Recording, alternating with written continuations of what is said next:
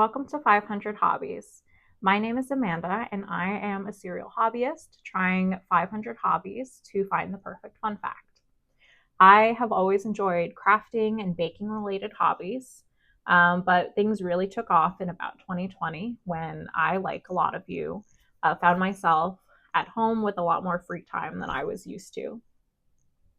Since then, I started posting on Instagram to document my journey through baking bread, sewing, knitting, crocheting, gardening, and the like, and I've been having a lot of fun. In the last year, I have been consuming a lot more hobby related content, especially in the fiber arts, and thought it would be fun to start creating more long form content to talk more about the hobbies that I'm working on and also keep myself accountable to actually get to 500. So as of now, this channel will focus mostly on knitting and crocheting because those are the hobbies that I'm kind of stuck into right now. But I hope to share more about other activities and add to the list as time goes on. I find that the hobby communities are somewhat overlapped, so hopefully this is an interesting ride. That said, for my first video, now that we're into September, I thought it would be fun to do kind of a pattern roundup of things that I'm planning to work on this fall and winter, and also keep myself accountable and see how many of them I actually finish. So for this season, I am going to focus on 5 main patterns that I think reasonably I should be able to finish by the end of the year, and I should probably be casting on soon if there's any hope of that. A lot of these are gift knits. We have a tradition in my family where everybody gets at least one knit item from me per year. So that's why there's so many on the list. So the first pattern I'm going to talk about is the Ingrid sweater by Petite Knit. This is a sweater that you've probably seen a lot of if you knit. I think it was really popular last year and the year before. I wasn't quite there in terms of knitting ability and skill. So this year I really wanted to make a textured knit, and I think that's a perfect one. This is going to be for my brother. Every year I knit him kind of like a Christmas birthday sweater because he has the unfortunate timing of having a birthday that's very close to Christmas. So he gets a lot of kind of joint gifts. This, in terms of construction, is a top-down pattern. You do some short rows and then you join in the round for the rest of the sweater.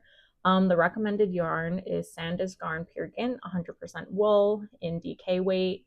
That yarn is very hard for me to get in the United States at the moment. So I bought a big quantity of Knitting for Olive, Heavy Merino, and Navy before they stopped shipping to the US. And so I'm doing this in the color Deep Petroleum Blue. I have not worked with Heavy Merino yet, so I'm very excited to do so. I should probably swatch this soon and cast on because men's knits always take way longer than I anticipate because my brother won't wear a crop top like I will, and it's more knitting to do. Another one kind of in that category that I had considered before deciding on the Ingrid sweater is another Petite knit pattern, which is the Storm sweater. That is also a very textured knit, similar construction and the same recommended yarn. Basically, from what I can tell from pictures, because I have not actually bought the patterns yet, it's very similar to the Ingrid sweater, but kind of has like smaller sections, shorter sections of each different texture. So that's ultimately why I decided to go with the Ingrid sweater over the Storm sweater. But who knows? Maybe I will end up knitting both down the line. The third one I want to talk about is a Knitting for Olive pattern. It's the Olive cardigan. This one is my mom's Christmas gift. She loves a cardigan and she loves a collar.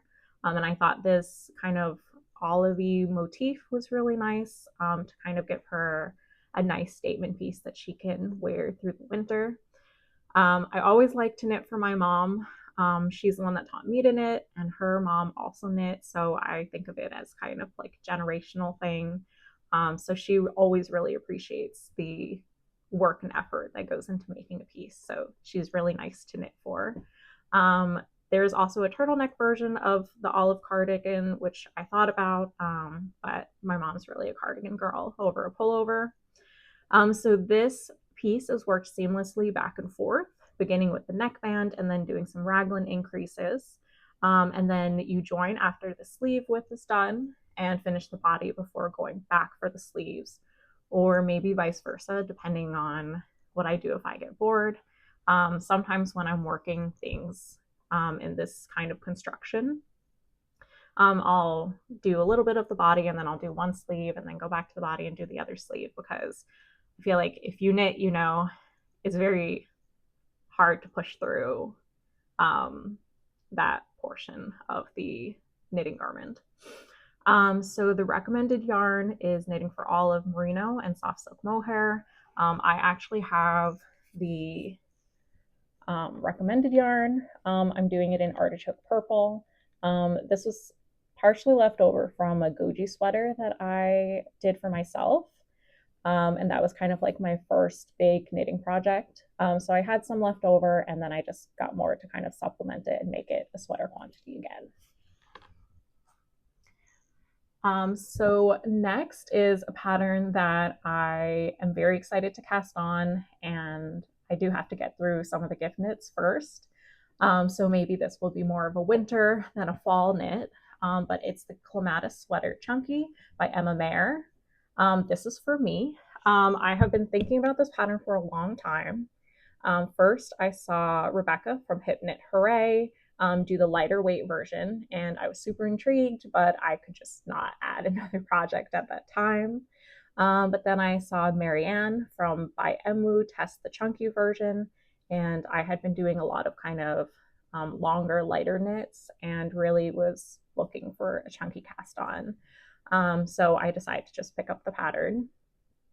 I think this is going to be a really interesting knit and very different from kind of the top down in the rounds that I've been doing. So you see there's this like really nice diagonal detail, the opportunity, I think, to work in some fun buttons. I have so many buttons collected from my mom and my grandmother before her. So I think it'll be a fun opportunity to use them and really have them be the center of the sweater instead of just something that you put together in order to make the cardigan work.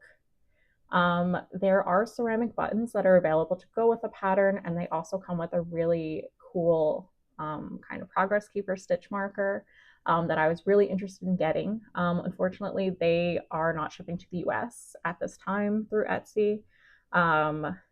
But if you are going to make it and you're able to get those buttons, I think it's a really fun addition.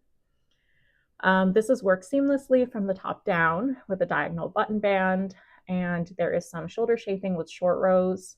I used to be really afraid of short rows, but now that I've done it a few times, I think it really does improve the fit of the garment. The recommended yarn is Erica Knight Pure Tweed held with Kremke Soulwood Silky Kid. Kind of similar to my Petite knit issue, it's very difficult to get that yarn in the US right now, from what I could tell.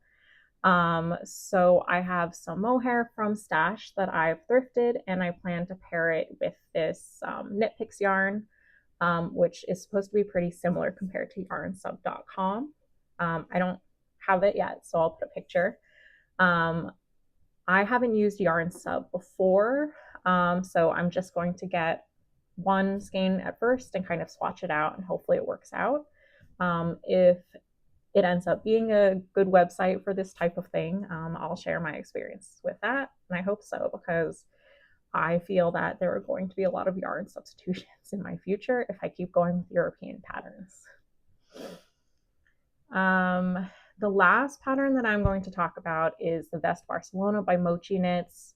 I think vests and slipovers are kind of like really in right now, and I used to think it wasn't really my style, but I made a few in the spring, and I think that they're really great pieces to kind of throw over a t-shirt for a casual look, or maybe a nicer shirt if you're going to the office.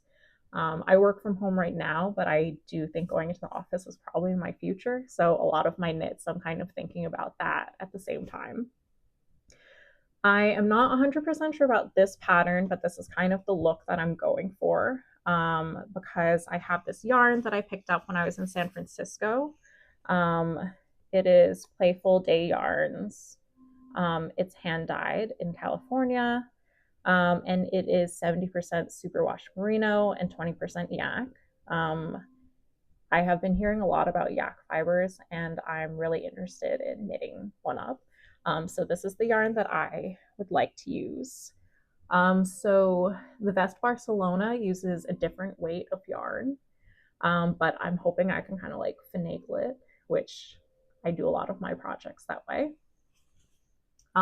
If anyone knows a similar pattern for fingering weight yarn, which is what I have, please drop it down below. This is knit top down with increases at the shoulder and has a super oversized fit, which is kind of what I'm looking for. The recommended yarn is an alpaca worsted weight yarn. Again, I have the fingering weight yak yarn, and I only have 3 hanks, so I was thinking that a vest or a slip over would probably be a good fit for it. Now, kind of lastly, I think that those 5 patterns are probably gonna put me at knitting capacity for the season. But I always end up kind of deviating from plans for a little bit. So I do have a few other like smaller gift ideas that I will probably execute.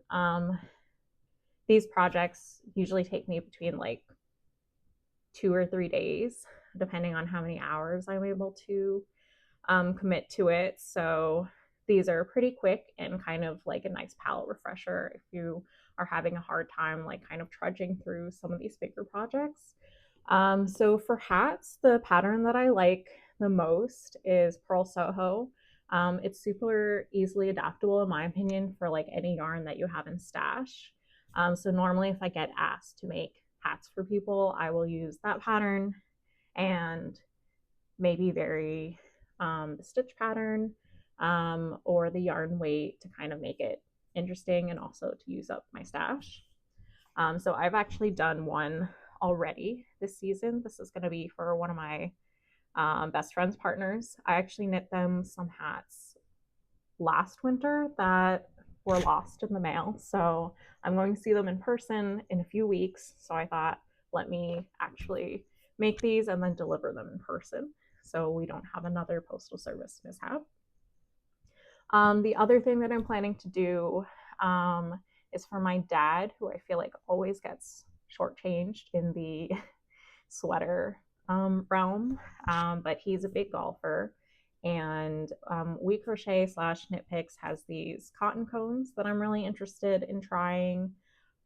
So I am planning on making him a set of golf towels, which will look kind of like this. I am planning to use this as my first Tunisian crochet project. So hopefully it's pretty straightforward. I've done a lot of dish towels, as many of us do when we're first starting to crochet.